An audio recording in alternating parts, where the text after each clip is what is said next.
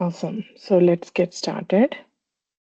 Okay, good morning, good afternoon, good evening from wherever you are joining from, and welcome to the Data Driven Community Virtual Meeting. A few words about our community, Data Driven Community. If you check the community website, then you can notice two main branches of the activities.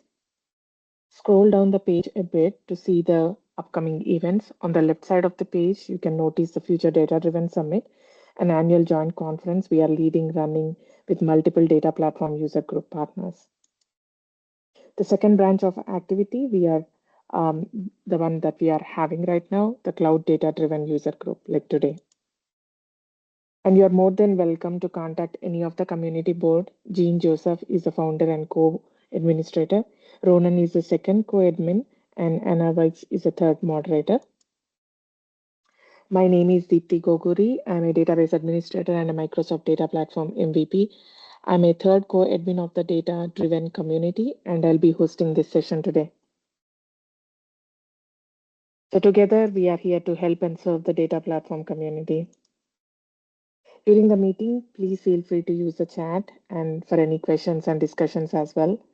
And you are more than welcome to use any reactions. It doesn't interfere with the course of the meeting.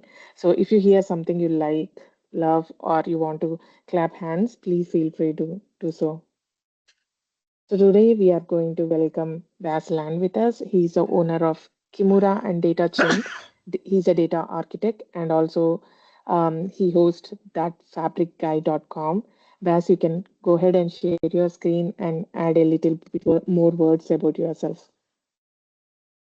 Yeah, of course. Thank you so much for having me. I think this is actually my second time presenting for your user group, right? I think half a year ago, I Absolutely. presented on Don't Repeat Yourself with Python modules in Microsoft Fabric. And indeed, I am that Fabric guy. So next to my data architecture work for a consultancy in the Netherlands, I also blog about Microsoft Fabric, and I do presentations like these with online user groups and with in-person events as well, just to spread the word and to share some of the knowledge that I've gained over the years.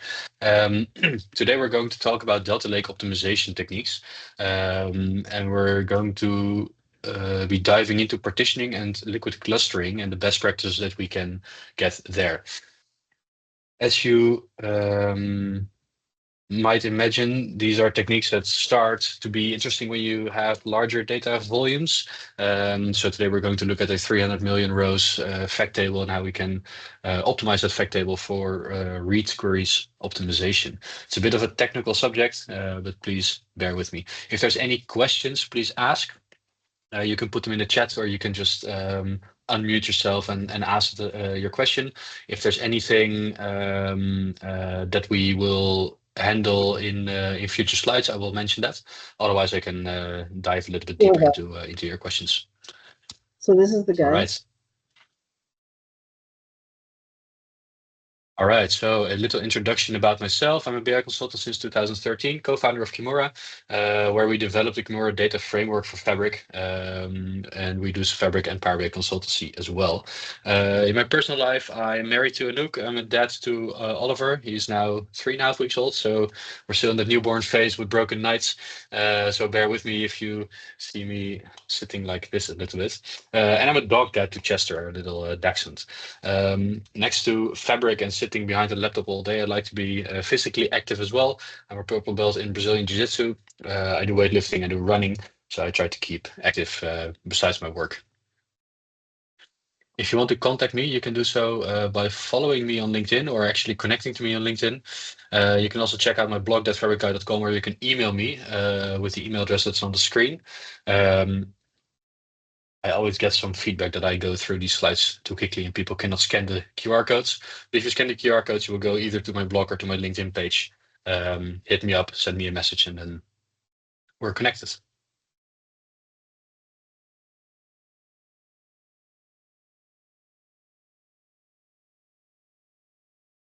All right. The slides and code samples that we will be looking at today will be made public to my GitHub repository. It is my first and last name, Bas Land /presentations. And on my blog, I will have more content like this as well. The slides and code samples for this session are not on my GitHub yet. I will probably upload them tomorrow or early next week. And then a little performance teaser. As I mentioned, we were looking at a 300 million line fact table. We ran some queries where we were selecting on single dates and on date ranges. Where no optimization saw runtimes of our queries of over a minute. And partitioning and clustering actually sped up our queries quite a bit. So this is a little teaser of what we're about to see. Now, why do we have this presentation in the first place? We all know probably if you're working with Microsoft Fabric that Delta tables power your Fabric data platform. Whether you're using lakehouses or warehouse, the Delta format with Parquet files and a Delta log is the basis of your storage on one lake. Myself, I almost always use lakehouse and almost never use warehouse. But whatever which of the two you choose, Delta tables are the underlying storage technology that we're using. An unoptimized Delta table, especially when the tables and the data volumes get larger and larger, can be quite frustrating because they become sluggish, the querying gets slower, and your compute power gets more expensive. So even if maybe your management, your budget responsible for a data platform team, you might not feel the slowness of queries, but you will feel the expensive compute, and you have to upgrade your Fabric capacities every time. You might be looking into optimizing your storage layer in order to save on compute power and making your platform faster as well. Modern data engineers must think about physical data storage, about files on a disk, and that feels like a step back in time, where in the past we were managing disks with files and database table pages and so on. Then we went into the cloud and everything got abstracted away. But right now with data lakes and especially with Delta Lake, we need to start thinking physical again. A table is a collection of files, and we must understand how they look like. Delta Lake and Fabric gives us powerful tools, but also a bit of complexity. And whereas Fabric will automatically optimize some of the settings for you in Delta Lake, it doesn't do everything for you. So we as data engineers or architects or DBAs still need to think for ourselves. So what we'll be learning today, we will be learning about partitioning, how you can get query pruning for free. We will be looking at liquid clustering as well, which is the continuous optimization on write, where we will shuffle our data physically on disk while writing data to that table in order to make reading data from the table faster and more efficient. Besides the slides with theory, I will also do a live demo with some benchmarking on partitioned and clustered and unoptimized tables. And we will start looking at how we can do file compaction and vacuuming, which is managing the small files beast. And if you're working with a Delta Lake platform where you do very frequent ELT loads, where you will be updating or inserting data every 10 minutes or every 30 minutes or something, you will be acquiring a lot of small files in your Delta tables, which will slow down the entire system, introduce a lot of compute overhead, and by utilizing things like liquid clustering and file compaction, we can manage that. Then we have some best practices and gotchas at the end. And if there's any questions afterwards, of course, we will have some time to dive into that. So for the people that have not been working with Delta or Parquet files, let's start with a very quick recap on what the Delta Lake anatomy looks like. We start with the Parquet file because the Parquet file is the basis of a Delta table. So what is a Parquet file? A Parquet file is just a text file, right? It's like a CSV, it's a text file for structured data. But a Parquet file a Parquet file changes the way in which we store data. Whereas a CSV file stores row by row its data, a Parquet file shuffles that into a columnar storage. That is great for analytical queries, right? Because you're scanning just a few columns. If you say, I want revenue by customer, you only need to select the customer ID column and the revenue column and not all the other columns. So when you're scanning data, you need to scan less data if you're working with analytical queries.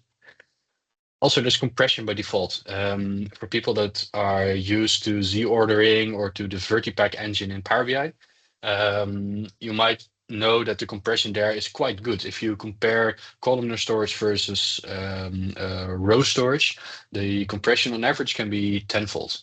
So you will have less I/O operations, you will have lower storage costs as a result by simply using Parquet files. And then Parquet files are, of course, within Fabric and other vendors, the file format of choice. And when you're using Delta Lake, then you're using Parquet as well. Because Parquet files are the foundation of Delta Lake tables. So what is a Delta table? And this is actually one of the more amazing drawings that I made. Don't mind my handwriting, but I like to scribble on my blog. I tried to graphically show what a delta table actually is under the hood. So what is a delta table actually? It is a Parquet file plus a transaction log plus asset transactions. They are atomic. I always forget what the acronym stands for, but we can do transactional processing on this data. See a question coming in, by the way. Is the column storage in Parquet the same like column store index in Microsoft SQL Server? No, it's not exactly the same. And that's mainly because I don't really understand how column storage in SQL Server works. Maybe Diffie can comment on that. Or maybe we can do it afterwards. Right. So back to the delta table. A delta table consists of one or more Parquet files. These files are storing the physical data of your table, right? There's also a transaction log. It's called the delta log, and the delta log contains transactions, and these transactions point to Parquet files. So it will say at this point in time, this transaction happened, a batch of data was inserted, and you can find that inserted data in this Parquet file. That's what the delta log contains. And then, this is why I put this in the slide, so I always forget what the acronym stands for, but the asset transactions that you get with the delta table means that you can merge, update, and delete, or insert, update, and delete, I should say, into a delta table. Usually, if you have a file-based storage, a CSV file, or a Parquet file for that matter, you cannot update a single record in the table. You cannot insert a record into that file easily.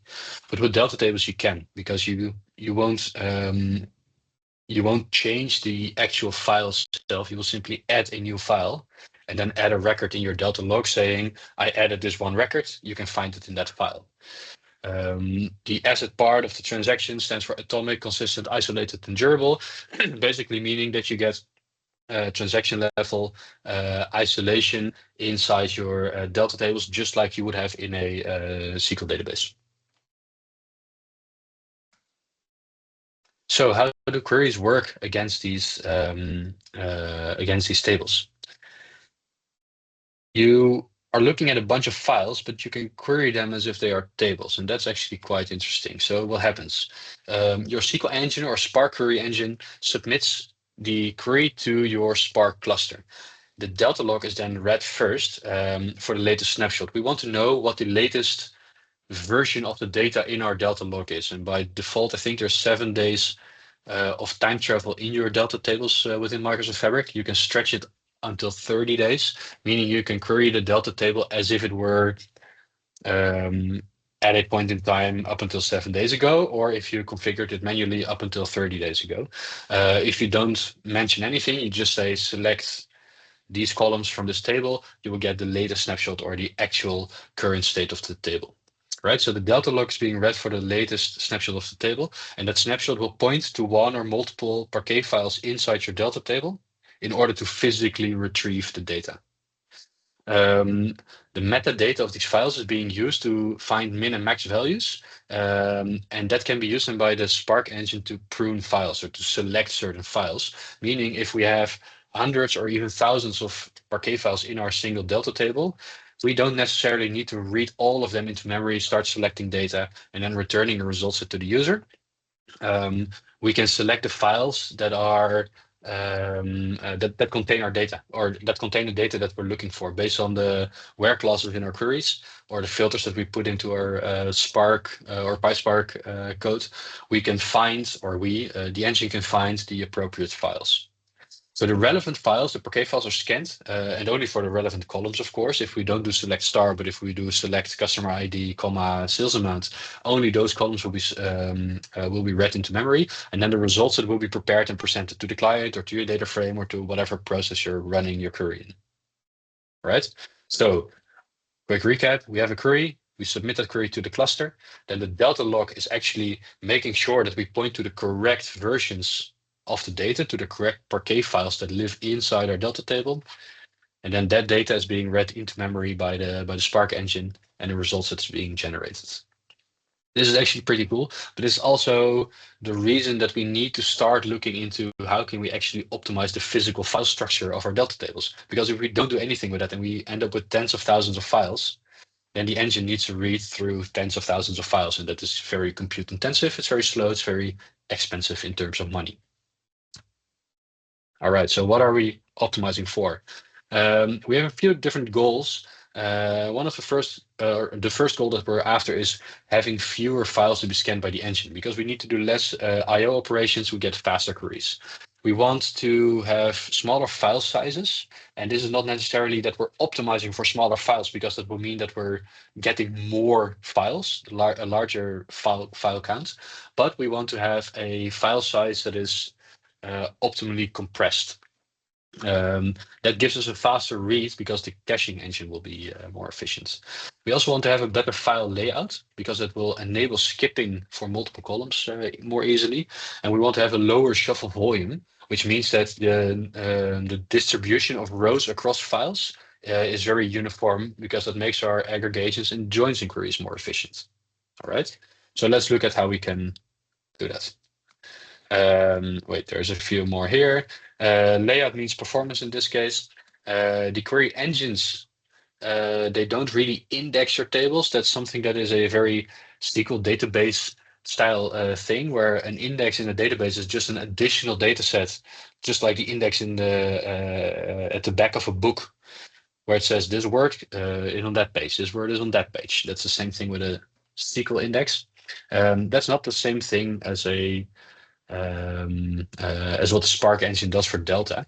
It is simply looking at which files can I skip, which files do I need to read, which files do I not need to read. And then if you have a bad layout, you will get full scans on all of your on all of your files, which means wasted memory, slower queries, and you're burning credit card. All right. Oops. My apologies there. Fabric does give us some very specific enhancements. One of them is reordering. For the people of you that are used to working with Power BI, I'm not sure, are there any Power BI gurus in this room? That would be amazing. I started my BI career with Power BI, actually. And with Power BI, I quickly learned about the Vertipack engine, which is the engine powering the Power BI semantic model and the DAX analytical language. And what reordering is doing is that it is creating a Vertipack style of Parquet layout, meaning the way that data in our Parquet file is being ordered and compressed is very similar to how the Vertipack engine does that for Power BI. Fabric by default has enabled reordering on all Delta tables, so you don't need to do anything. You get that for free, and it's actually quite important, because if you're using Direct Lake, meaning Power BI queries that run directly to your Delta tables without having to import data and without having to resort back to a SQL connection, you get many read queries against your Delta tables, because every time a user clicks on a slicer, adds a filter, cross highlights multiple visuals, you will be sending queries to your Delta table. So you will get thousands of read queries, and by optimizing your Delta tables and by having your tables reordered, those queries will be much faster. So reordering is enabled by default, but layout optimization of the actual files inside your Delta table is still your job, right? You cannot expect Fabric or Delta Lake to do that for you. You have to think about how to optimize the file layout inside your Delta tables. So we have a couple of tools in our toolbox for optimizing Delta tables. There's 4 that I want to go through today. One of them is partitioning, and partitioning is the physical splitting of tables. Basically, what you're doing with partitioning is you're cutting vertically your table into segments, and then when you filter correctly, you only need to read this specific segment, which speeds up your query. There's downsides as well. We will look at those later. Then we have liquid clustering. And liquid clustering means that you can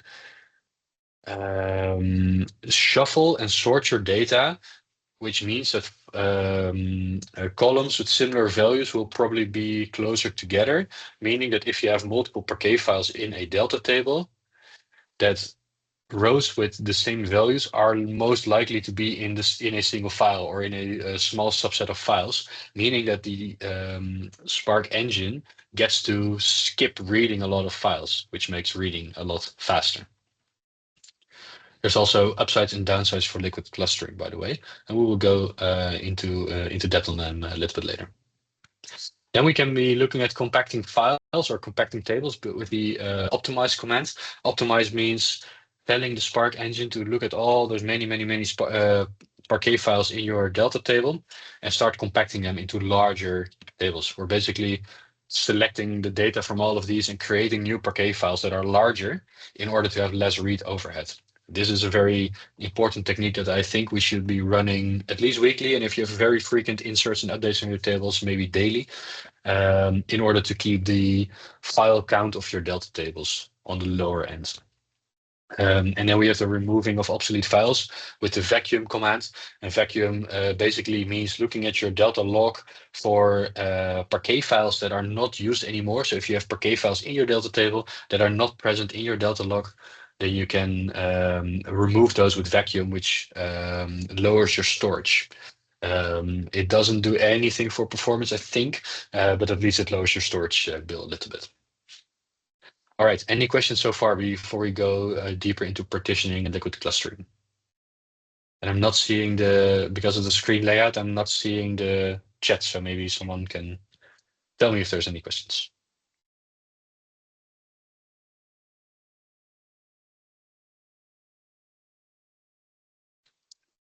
All right, let's then dive into partitioning. Now, partitioning is the more classic optimization technique if you start looking at improving the performance of your Delta tables.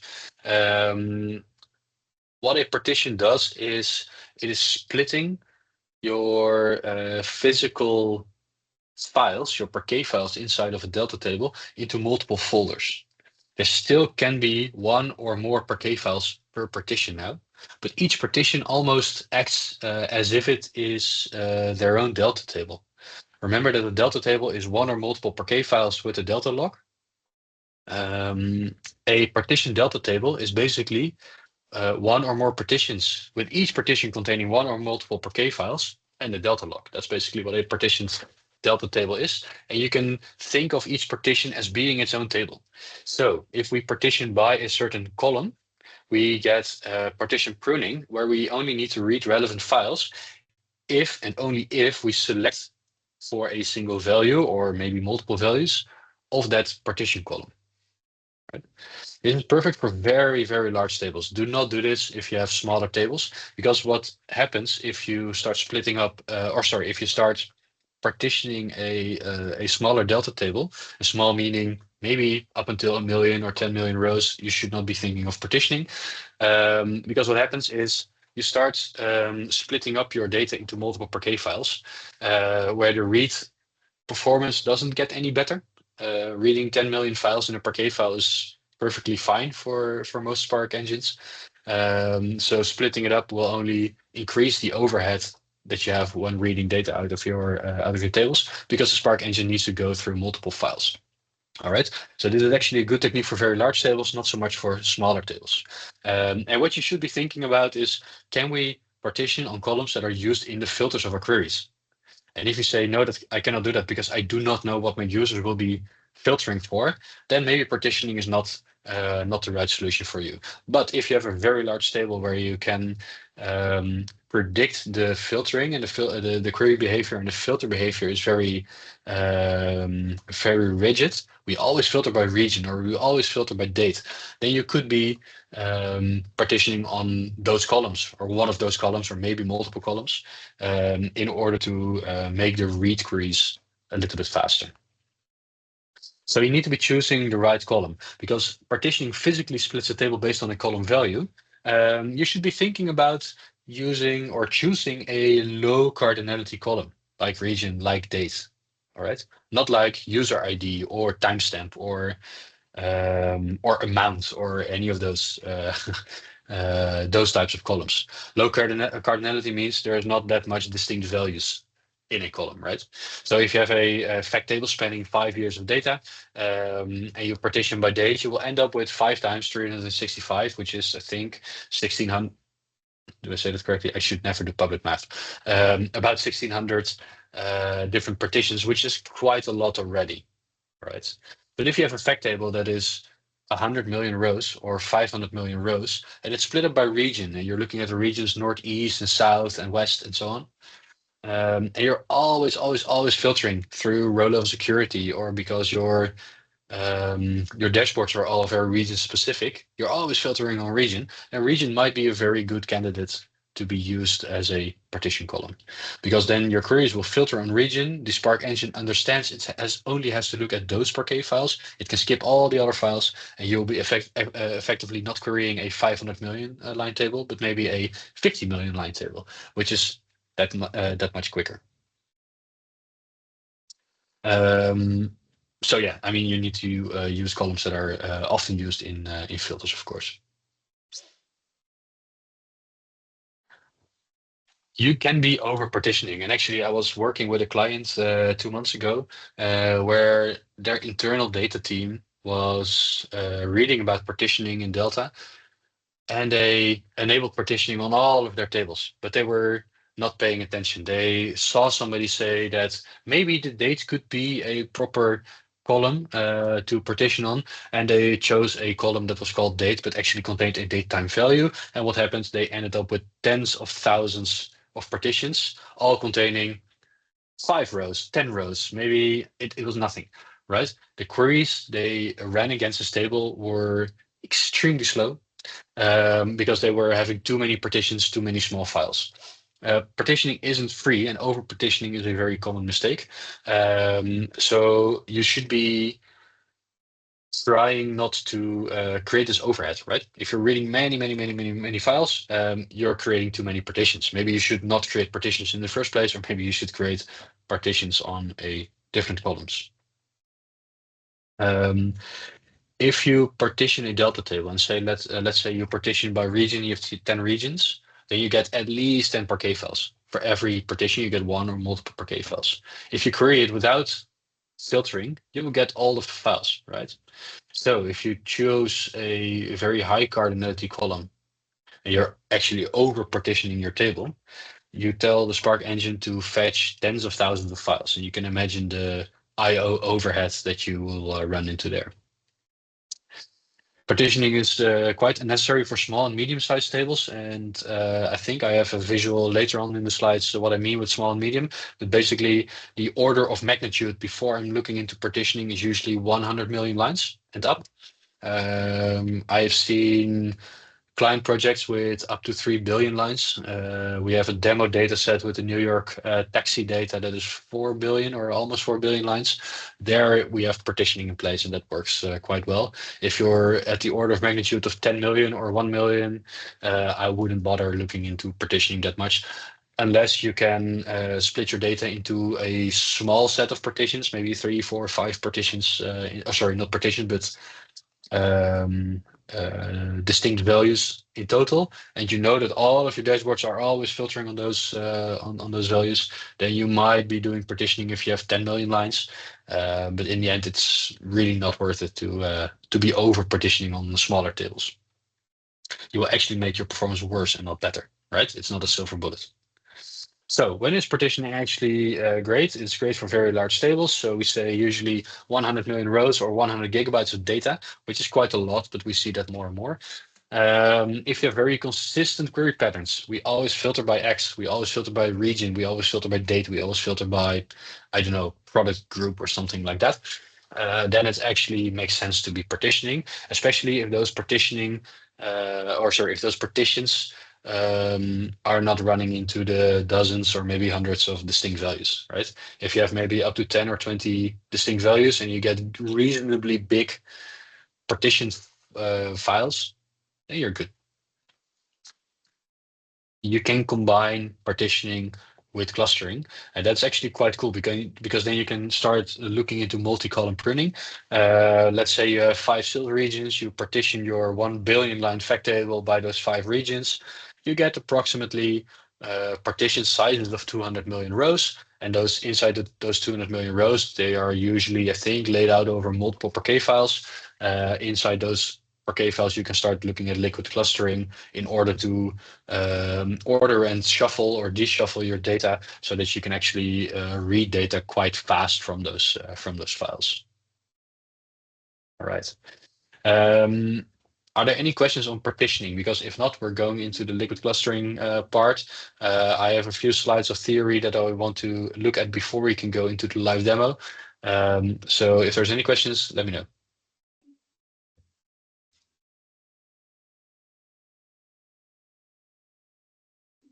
Nothing so far. All right.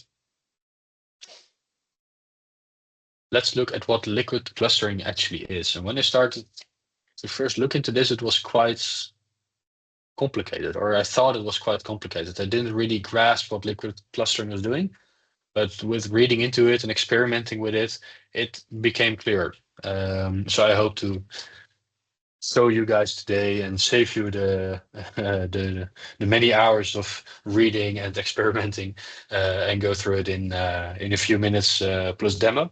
Hope to save you guys that time. Now my slide here is broken. All right, it doesn't go point by point. Anyway, let's look at the limits of partitioning that we just saw. It only works for a fixed set of columns, which is too bad because if you have very different queries against your data set, then partitioning is not really good. Because if you fire a query that is not filtering on a partition column, you will not trigger the pruning of that partition of those files. So that means that you will get no benefit from partitioning. Actually, you get a penalty for partitioning because now you need to read more files than you would have without partitioning. All right. So if you have a very fixed set of columns that you're filtering for, it works. If not, then partitioning won't work. It is also high that we saw that in the previous slides. It's also high for high cardinality columns because you will be over partitioning quite easily. And queries without a partition filter will still scan all of your files, so you will get no performance benefit whatsoever. Also, it requires a fixed schema, meaning that if you start to change the way that your data is laid out, you start adding columns maybe or removing columns, and maybe you want to add a new column to your partitioning set, you cannot just change that. You have to create a new table, copy over all of your data, and then remove the old table and rename the new table to the old name, right? That is quite cumbersome. That is a manual process that you need to do in your test environment, in your production environment. It needs to go right. There's downtime in the meantime. So it's difficult to maintain your partitioning and change it later. I see a raised hand. Is there a question? Yeah, I have a question for you. In Fabric, you have an option where you let Fabric's machine learning take care of the optimization. In that case, you don't really need to partition or liquid cluster. And as you know, they have the native Velox engine, which is on C, C++ instead of the Spark JVM engine, which is like a factor of, what I've seen is it's a factor of like 5 or 6 times faster than the standard Spark engine. So in light of this, what is your experience been with liquid clustering? With liquid clustering, I've seen that if you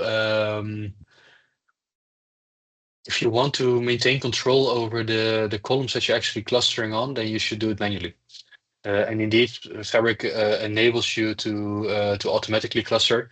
But there are quite some cases where you would like to manually define your clustering.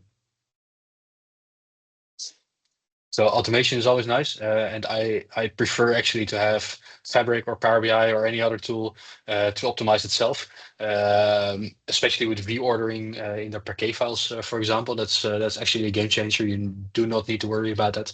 Same goes for the clustering, but it can be very nice if you can determine the clustering yourself manually. Thank you. All right, you're welcome. Yeah, so the limit of partitioning we ended with is difficult to maintain, especially if you need to change your partitioning later, because a partition is actually a physical split of files inside your Delta table. You cannot change it. You need to create a new table, start copying data into those new folders and files, and only then you will have a repartitioned table. So this is a lot more overhead than changing the indexing on a SQL table, for example, which is a big downside of partitioning. So maintenance could be painful. Now, with liquid clustering, that gets a bit easier, because with liquid clustering, you will be organizing your data by columns without actually physically splitting your files. That can be good, it can be bad. With very large tables, with a fixed set of columns that you always filter on, partitioning is great. You want to have that physical file split. But if you have a medium-sized table, maybe between 10 and 100 million lines, you don't want to necessarily physically split your files. And also you want to have some flexibility in how your data is ordered. So what we will be doing with liquid clustering is making sure that rows that have similar values be put in the same files. All right. So the Spark engine is trying to optimize for file size. Very small file sizes means you have a lot of different files in order to store your data, which is not efficient to read out of for the Spark engine. If you need to read tens of thousands of files, that's very slow.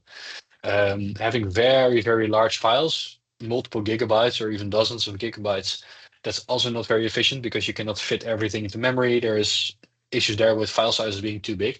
So the Spark engine is trying to maintain a maybe 300, 400, 500 megabyte file size for you if you start reading data into a Delta Lake table. So if you put 100 lines in there, it will be one file. All right. If you put in 100 million lines, it will probably be a couple of files, maybe 5 or 10 files. Right. Now, if you enabled liquid clustering, what the engine will try to do is to order your data set by that column that you enabled liquid clustering on.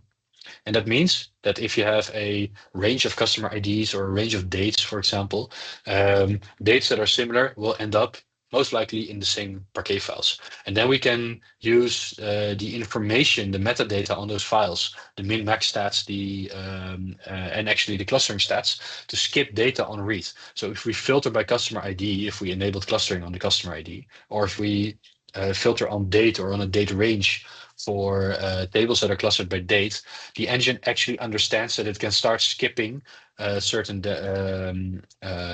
files inside our Delta table.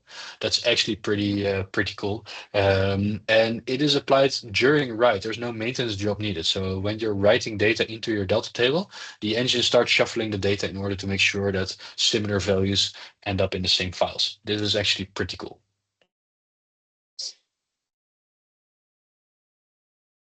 So why would we be looking at clustering versus the standard Z ordering of Parquet files that we get with Fabric?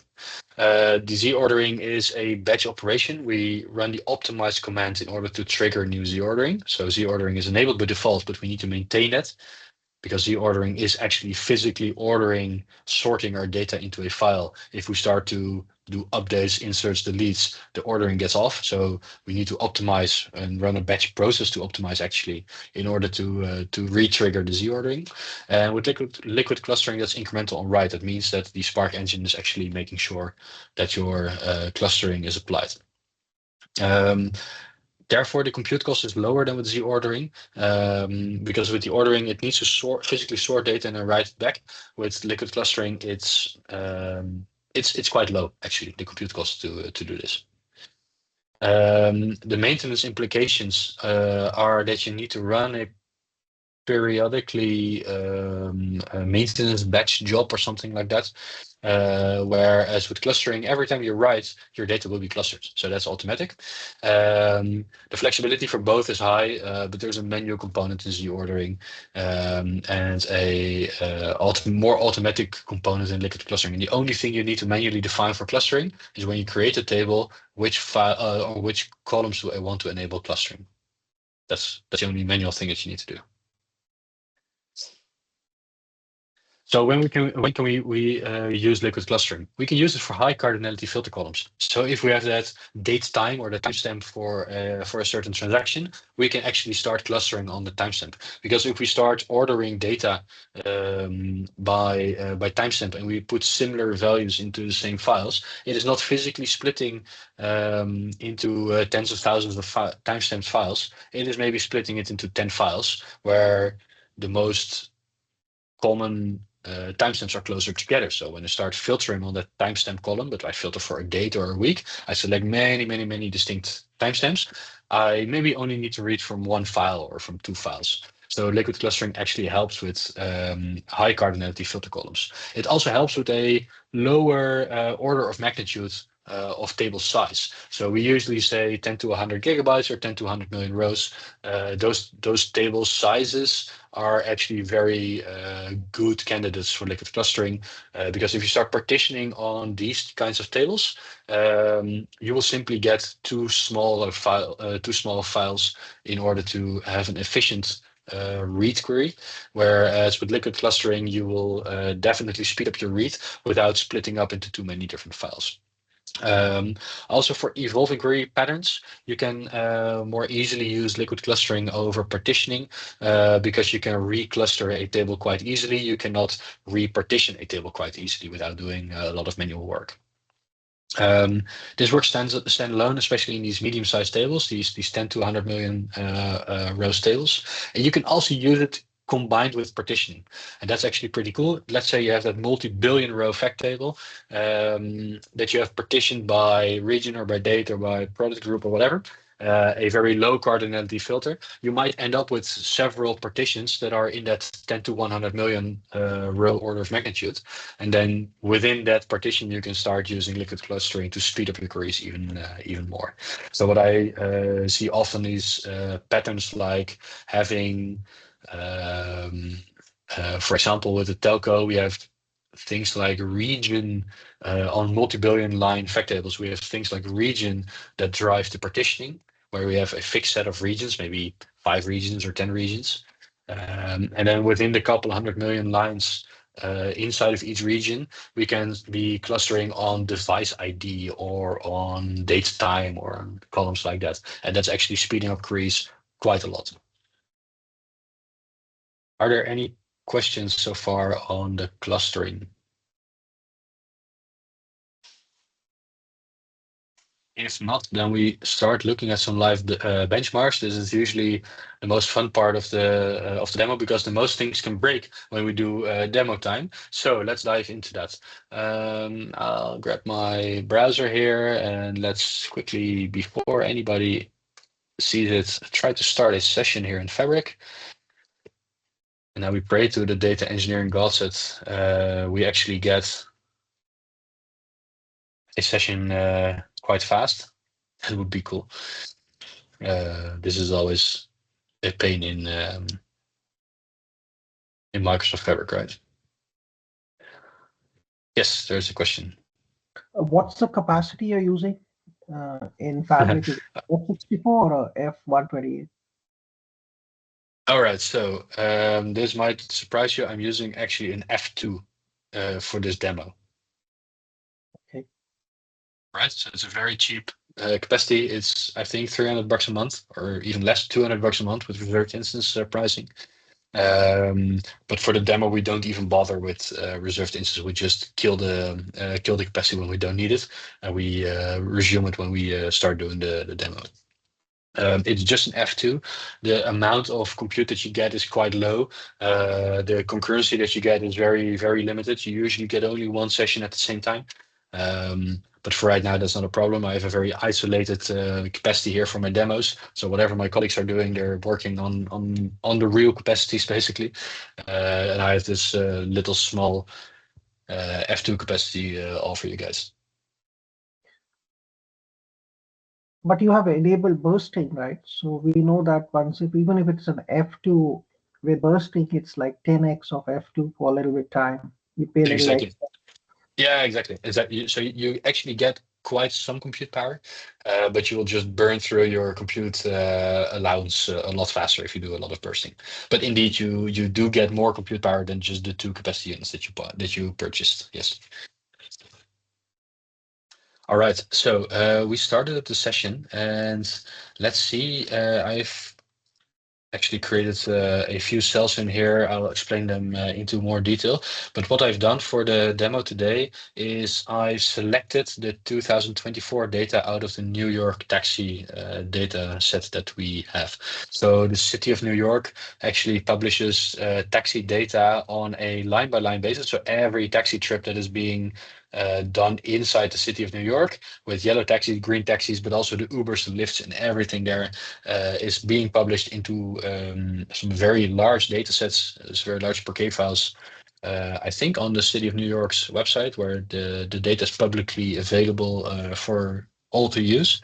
And periodically, we grab those new Parquet files as they're coming in, usually 1 or 2 months delay, and we add them to our taxi data set. And right now, I have a fact taxi data unoptimized table here that contains 4 billion rows. For purposes of the demo today, I created a 2024 version of that table containing, I think, 297 million lines. And that is getting close, that partitioning starts to make sense in order to show what the differences are between an unoptimized table, a cluster table, and a partitioned table.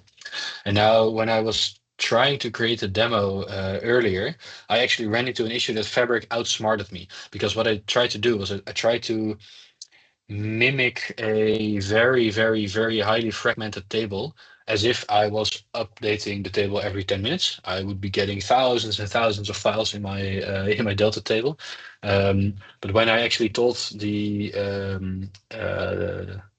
Spark engine to grab the 2024 data out of the master fact table and then partition into 10,000 files and then write it back into our demo taxi 2024 messy dataset, it gave me 10 files because it's automatically combining those files. So I had to do some tricks in order to say I only want a maximum of, I think I used 25,000 or 30,000 rows per file, which forces the engine to create a lot of smaller files. Jan. Have you tried running this when you turn the native execution engine on, which uses the No, C++ versus the no, Spark? I've not. No, I've not done Because, that. yeah, because what we had tested it on, I tested it in one of the data sets, which was like 5 billion rows. The native Spark, it took like 3 to 4 minutes for that. And Yeah. then the native execution engine took like was almost factor of 5 or 6 times faster. And All it right, took, that's actually pretty cool. yeah, and it took like almost 20% of the resources compared to the standard Spark. So maybe That's when you, actually pretty nice. Yeah, yeah, that's you a can good one. go to I'll the, keep that in mind. yeah, maybe you can, put it in your blog and test it offline because I don't I think you'll be will. time here. I'll be looking into that. Thank you. Thank you very much. All right. So what we're going to do today is we're going to look at what the effects are of clustering and partitioning versus a very messy file. So we created this messy Delta table, called messy, of course, containing a couple of thousands files by, maybe I have it here, yeah. by actually creating a new delta table containing a maximum of 30,000 records per file. Meaning if we start writing almost 300 million lines into that table, we will be forcing the engine to create thousands of files, basically. That's what we're doing, right? So first, let's look at our Azure Storage Explorer. It's right here, and this is a tool that we can use to look at the data that is in our OneLake, actually. So we have our messy data here. And now what we're looking at is we're looking at my That Fabric Guy demo environment. I have a gold lakehouse in here, or at least it's a lakehouse called gold. And that means that in my blob storage account, that is OneLake, we have our workspace at Fabric Guy, a folder called gold.lakehouse. And then we have files and tables. We have tables, and then every delta table in our lakehouse is actually a folder on OneLake. All right. Let's look at our messy demo, and let's see what's going on here.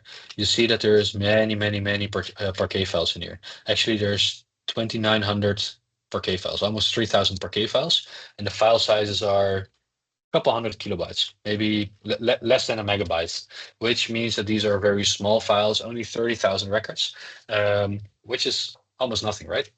Now we see that there is in each delta table one or multiple Parquet files. In this case, it's definitely multiple Parquet files. It's almost 30,000 files. And there's the delta log. We see the delta log folder in here where we have JSON files, and there's no commits there because we have not mutated any data in this table yet. All right, now let's start looking at how our cluster table might look like. And if you look here in the cluster table, you will see that the Spark engine actually chose to create files that are about 300 megabytes in size. We have only 11 files now, meaning that we have quite large, almost 30 million, 25 to 30 million lines inside a single Parquet file, inside the 300 megabyte file, right? So apparently for when the Spark engine created this table, it understood that creating these 10 files would be the smartest thing to do.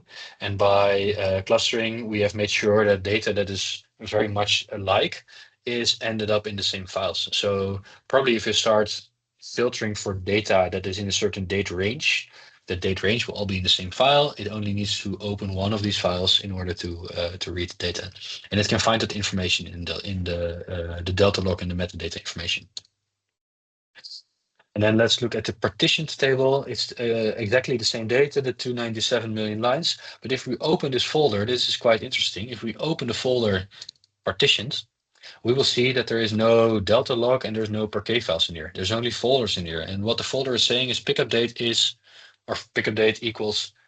a date.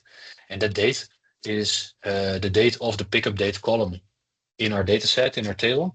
And each of these folders is a delta table in its own, where we have a Parquet file or multiple Parquet files, but in this case it's only one Parquet file for that single date. And now you can imagine here that we have a year of data, so we have 365 or actually maybe 366 partitions in here containing at least 366 Parquet files, and you see that these Parquet files are quite small. They're only 8 megabytes. Why are they only 8 megabytes? Because that's apparently the number of records or the volume of data that is in a single day here. So you'll see that when you let the Spark engine optimize the write back, you'll end up with 300 megabytes approximately. When you start partitioning, in this case, we probably over partitioned, but let's look at how that turns out in our queries themselves. All right, so we have a session here. Let's quickly verify. Yes, we have a session in here. And what I've done is I've created on our messy, partitioned, and clustered datasets a select of the sum of fair amount that actually triggers the engine to actually open all of the files. If you do a selection of the row count, it might look at metadata in order to very quickly give you a result. If you actually tell it to sum a column, it needs to go through all of the files in order to give you a result. So what we can do now here is start looking at what this actually is going to do. I chose a random or semi-random date. This is not a date that is actually meaningful, but I just chose one date to filter on. But in that messy data set, I have 3,000 files, and I need to open 3,000 files in order to find data that belongs to this date. There was no partitioning, there was no clustering, and that means that records that contain the date 12th of May for 2024 can be in any of those 3,000 files, meaning the Spark engine needs to open all 3,000 files, read all of the data, and only retrieve the rows that are actually done on the 12th of May. All right. So as I'm talking, the query is still running. When I was trying this, it ran for 65 or 70 seconds. So we have a few seconds left to kill. Hopefully that is not much more today. But anyway, you'll see that a quite easy query like this one, select the sum of the amount for the single date, is taking quite a lot of time. Actually, it's going over 70 seconds now. This is the feared demo effect, where you tried something, it worked quite well, and then you try it again and then it doesn't work. But anyway, let's finish up this this thing.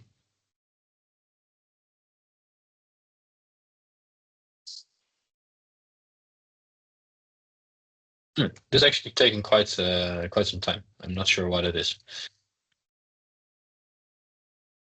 I would swear this was just over a minute when I first ran it. Anyway, in the later bit of the demo, we will be looking at the impact of selecting date ranges, because what we will be seeing in here is that selecting from this messy table, it will take a long time, as we can clearly see here. What we will be seeing in the same query against our partitioned table, that it will be rather fast, because even though we over partitioned our table, and that's not very efficient, we filtered on that partition column. So we can select out of that single Parquet file that only contains a few rows, and we simply sum the amounts from that single file, meaning that we have a very fast query. And the same thing happens with the clustering. So when we do the query against a clustered table, Fabric can use, or Spark can use the metadata of the files in our clusters, especially with the min-max stats on those files, in order to quickly find the file that the pickup date of the 12th of May is in order to give us a very quick answer. When we start now the session is ready. That's actually nice. When we start looking at picking a date range, which is 2.5 months in this case, you will see that the messy table is still quite slow. The partition table will also be quite slow, or at least a little bit slower, because it now needs to go through many different files. And then the clustered table is actually quite fast, because it probably only has to run through 1, 2, 3 files in order to retrieve the data. So let's see, we took almost 3 minutes here. It was 2 minutes, 57 seconds. Round it up a little bit, in order to retrieve data. Let's clear our cache in order to do a proper evaluation. And let's look at how quick our partition table will be responding. And it's only 5 seconds. If we round up, in 5 seconds, we get the same amount or the same result as in our unoptimized table. So you can see that in here, partitioning is improving our queries a lot, by a lot, if we use partitioning in a smart way. So if we always filter on a single pickup date, this was actually a smart thing to do. If we filter for any other column, this was not a smart thing to do. All right, keep that in mind. Now let's look at, let's clear cache again, and then start looking at our clustered query. And this will also be quite fast. I think a couple of seconds, 6 seconds, there we are. So this is very comparable to the partitioning, right? And that actually makes sense, because there's not that much more files that we need to go through. Because as long as the Spark engine understands the data is in this single file, it only needs to open that file and you'll get your answer. A command that a Spark SQL command that might be interesting for you guys. If you start looking at your tables, is describe detail. If you do describe detail on your table name, you will get a result set in here that actually shows you all kinds of metadata on your Delta table. It will show you the physical location on the file system. I'm not sure what you want to do with that, but it shows you quite a lot. It will show you the partition columns, the clustering columns. There's none of those. It will show you the number of files, and actually there's 10,000 files as we expected. The Storage Explorer was simply not buffering, I think, all of those files. But actually there's 10,000 files inside this table. And that's about it. Now, if we start describing our partitioned and clustered tables, you will see that we have a partition column pickup date, that we have 336 files in here, that the file size is a bit smaller as well. And that means that if we look at this table, we can understand that the queries here will be faster as long as we filter for pickup date. All right, simply looking at the metadata of the tables in here. And the same thing goes for clustering. There's no partitioning in here, but there's clustering on the pickup date, and there's only 10 files in here, but also with a quite small table size in bytes. All right, now let's see what is going to happen. And I'm not starting the messy one because that'll probably take too long today. But let's see what's going to happen if we do the date range with multiple. That's actually quite fast, 4.7 seconds. And the clustering should be a little bit faster now. This might be because I over partitioned and we are just reading a few dozen small files. Yeah, exactly. Okay. So I probably over partitioned here and I did not select a large enough data range in order to actually show how much faster the clustering is versus the partitioning in this case. We could try it with selecting the full year, triggering 300 something files, just like that. Let's see how fast it is if it needs to go through the entire year. I see that this is a lot slower already because it needs to open all of these files one by one. It's almost 8 seconds. And let's do the same thing here for our cluster table. Clear the cache and then run our cluster. This is only opening 10 files, so it's a lot faster, right? So here we will see actually what is going on when we over partition. We over partitioned, we filtered on year, not on date, meaning we need to go through 365 partitions in order to find our data, and that takes 8 seconds. Whether in our clustered table, it only takes half of the time, or even less than half of the time. All right. Now, if you paid attention, quickly, let's just clear off the outputs here in order to clean up a little bit. If you paid attention, you will see that I have a SQL comment in here called explain formatted, and let's quickly remove that. And this is actually a nice SQL command that we can use in order to explain the query plan that's going to be executed. Right, so on our clustered table, when we put this filter in for the entire year, this is actually what the engine is trying to do. It is trying to find the delta files on a certain location on the file system, which is our table, exactly. There's filters that are pushed, and here we can go through all the steps that the engine is trying to take. Now let's look at the same thing that happens with the partitioned table. And here we'll see that there is a partition filter that is triggered. And this is actually quite nice. So if you start partitioning your tables and you want to understand whether a query is actually triggering your partition pruning, start looking for your explain or explain formatted in order to nicely output your physical query plans.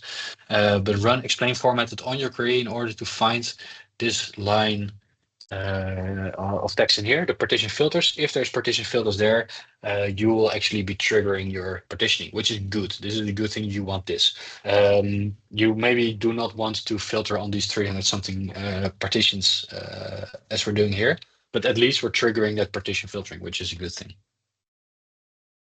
All right. So another thing that we could look at is we were just looking at our Azure Storage Explorer in order to find all of the files that were in our messy dataset, right? And actually, by looking at it, we see that there's cached items. We know that there's 10,000 items, not 3,000 items. Maybe if we do a refresh here, it will get a little bit more. I don't know. No, it doesn't. I need to cache it probably, but anyway, I don't really care, because if we do not want to use the Storage Explorer, we can simply look at our notebook in order to find the metadata of the tables. And actually, we cannot just read the metadata of the tables. We can also read the metadata that is being used in order to query a table. All right.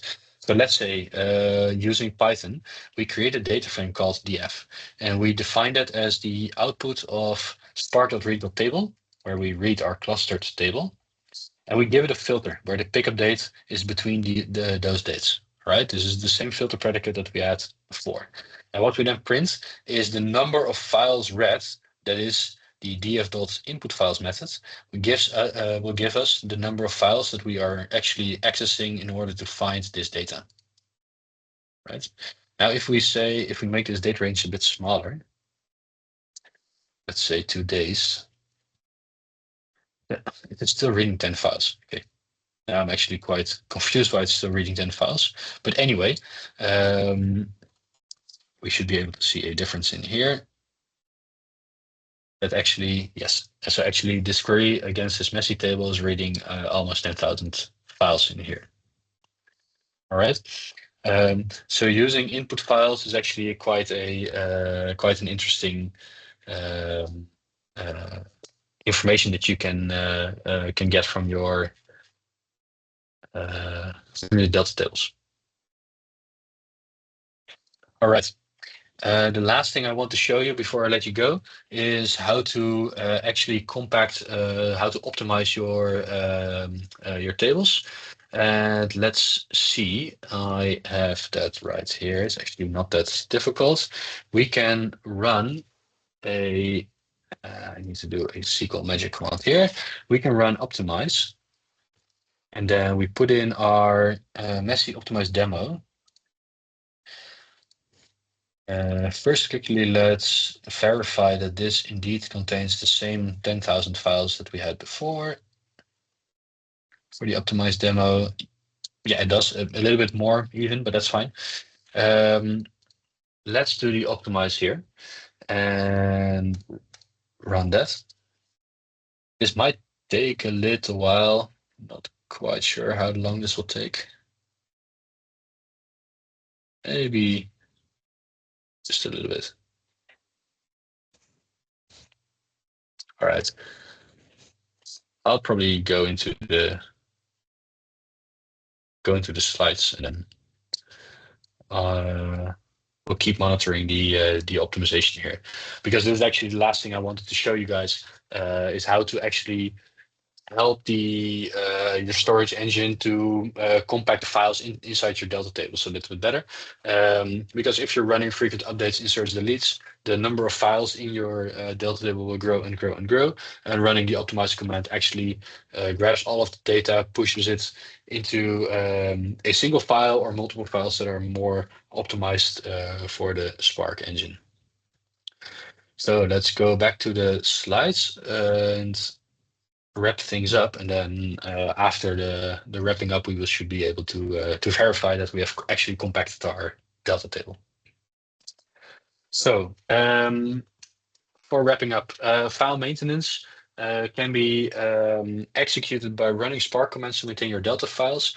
We've looked at optimize, or at least we started the optimization.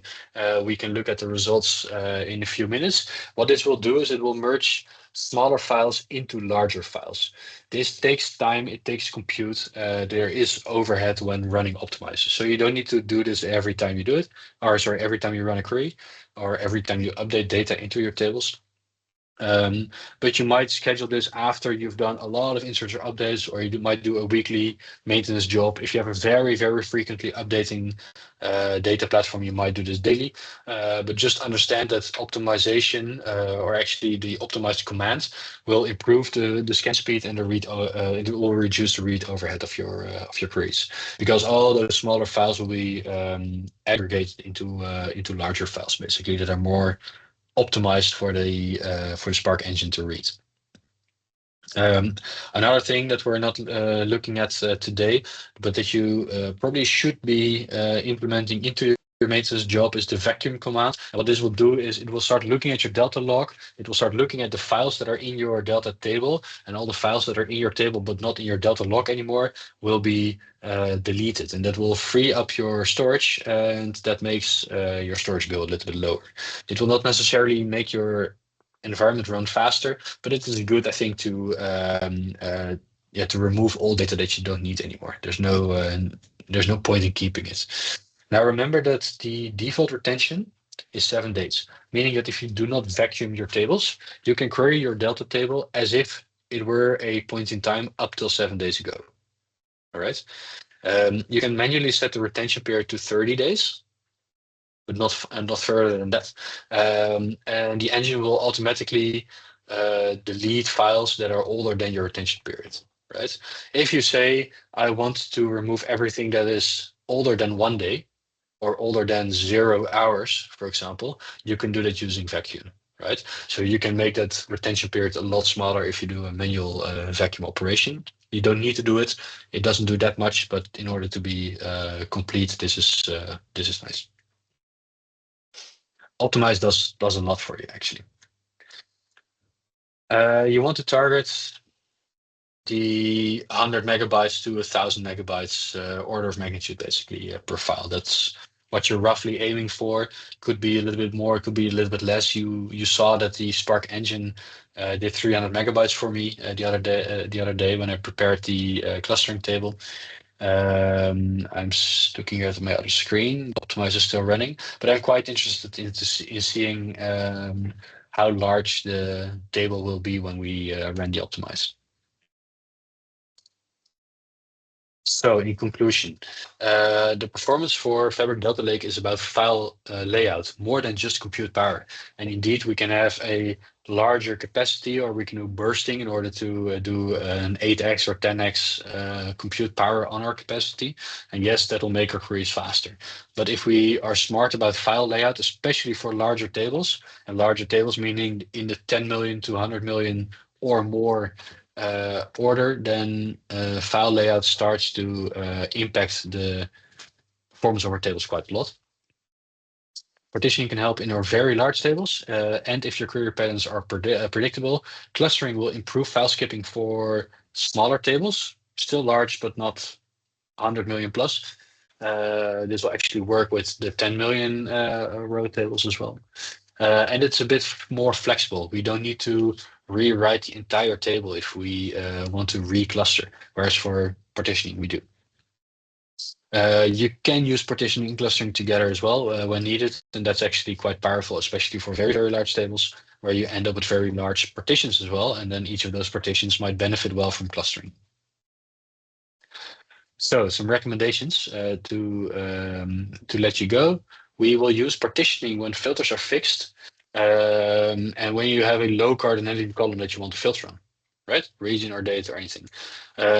You will also use partitioning when your table is very large, think 100 million lines and up, and when your query patterns are predictable or fixed. So if you have users that are doing queries ad hoc, this might not be the greatest solution. If you have a system or an API or whatever automated system that has a very predictable and fixed query pattern, partitioning might actually work for you.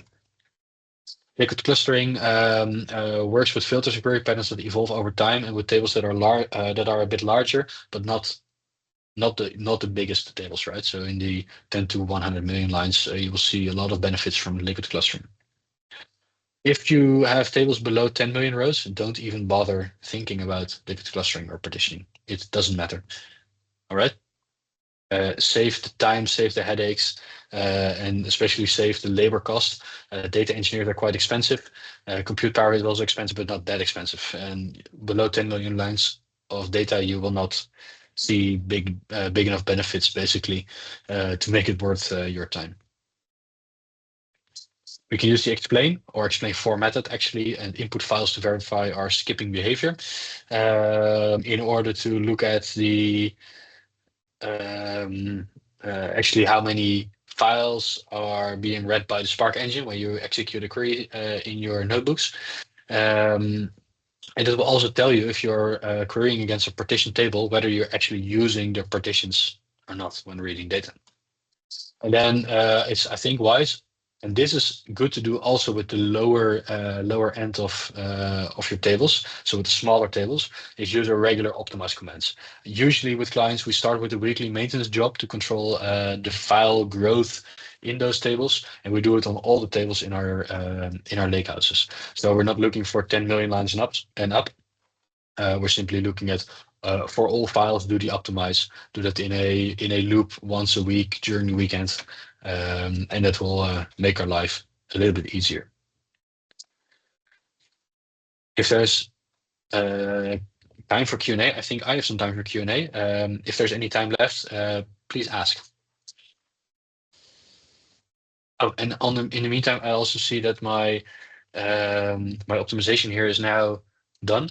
So the optimize command has run. We saw that it ran for 7.5 minutes. So do mind, this takes a bit of compute power, right? But let's look at the Storage Explorer now. Whereas in the past, we would have our optimized demo with many, many files. And refresh. There's still these many files because we have not vacuumed our table. But let's look at the largest files that we have here. That is these files, and they are 400 something megabytes. So what now happened is that these files that we see here, the largest files in here, are the latest Delta snapshots that we have. If we query the table as if it were an hour ago, the Delta log will point at these very small files. All right. If we would vacuum and throw away all the older files, these thousands of files here would be gone. But apparently the Spark engine understood that a file size of about 450 megabytes would be smart in this case. So this gives us a little bit of insight in how we can actually compact down our data. All right. With that, are there any questions?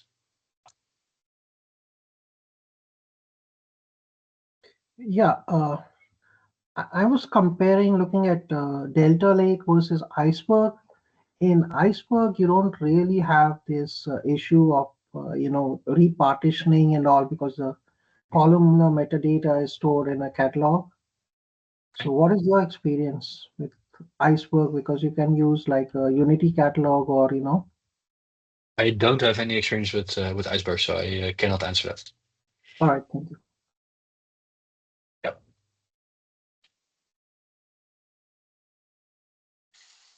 If there are no more questions, I will hand you back over to Deepti. If there is anything that comes to mind later, send me a message on LinkedIn. I'm happy to help or happy to explain. And thank you for your attention and for following the session. Thank you so much, Bas. That's a great session, and you answered so many questions here from the audience. And thank you so much, everyone, for joining us today. And until we see you again next week, thank you so much again, and have a great day. Bye-bye. All right. See you all. Bye. Ciao, ciao. See you.